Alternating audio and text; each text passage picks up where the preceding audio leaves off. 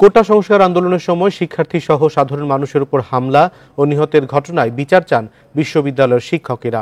তাদের দাবি, প্রশাসন প্রকৃত দোষীদের না ধরে সাধারণ শিক্ষার্থীদের গ্রেপ্তার করছে। আলাদা কর্মসূচিতে দোষীদের বিচার এবং দ্রুত ক্যাম্পাস খোলার দাবি জানায় শিক্ষকদের নীল দল। প্রিয় নম্বর সেট করে বিকাশে সেন্ড মানি করুন ফ্রি।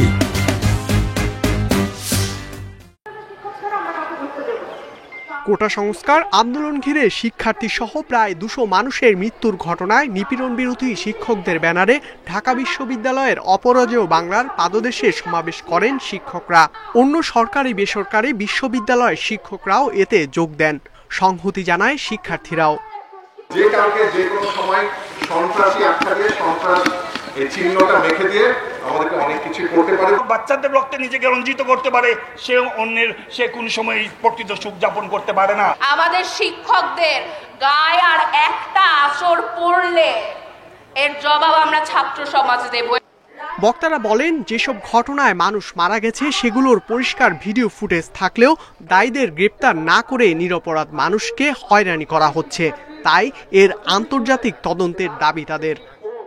যে মুগ্ধ, যার কথা আমরা ইতিমধ্যে জেনেছি, যেভাবে তাকে নৃশংসভাবে হত্যা করা হয়েছে, সেই বর্ণনার পরা যায়। জাতিসংঘ থেকে উদ্বেগ প্রকাশ করা হয়েছে।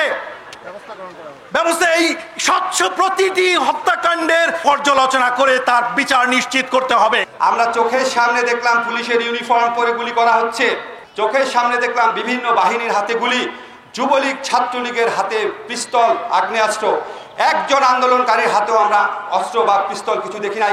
পরে ক্যাম্পাসে সম্মিলিত মিছিল করে শিক্ষক ও শিক্ষার্থীরা। পরে সংবাদ সম্মেলন করে শিক্ষকদের নীল দল শিক্ষার্থী সহ বহু মানুষের প্রাণহানির ঘটনায় সমবেদনা জানায়। শিক্ষার্থীদের নিরাপত্তা নিশ্চিতে সক্রিয় বলেও দাবি করেন শিক্ষকরা।